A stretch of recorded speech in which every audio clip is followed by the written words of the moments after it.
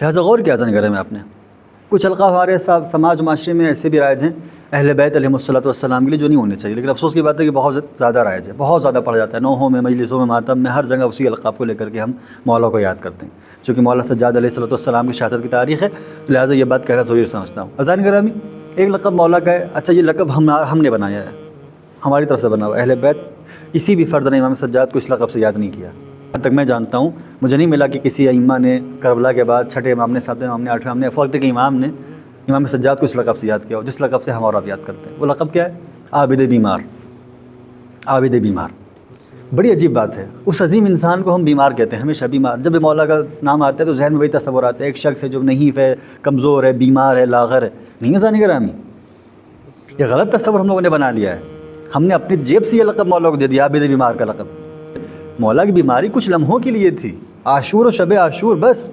اگر خدا نخواستہ آپ سب کو اللہ سلامت رکھے، اگر آپ بھائی کچھ لمحے کے لیے بیمار ہو جائیں اور میں آپ کو زندگی بھر بیمار کہوں تو آپ یقین سے بتائیے آپ کو اچھا لگے گا؟ آپ پلٹ کر مجھ سے کہیں گے کہ مولانا میں کچھ لمحے کے لیے بیمار ہوا ہوں، آپ مجھے ہمیشہ بیمار کہتے ہیں، بیمار کے لقب سے یاد کرتے ہیں۔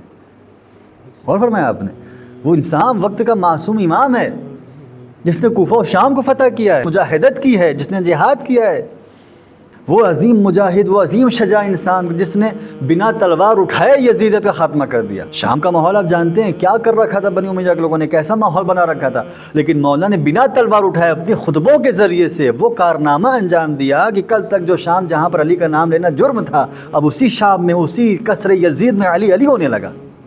غور فرمایا آپ نے، لہٰذا یہ مولا حماسی شخصیت کے حامل تھے، مجاہد ہیں، فاتح کوفہ و شام ہیں۔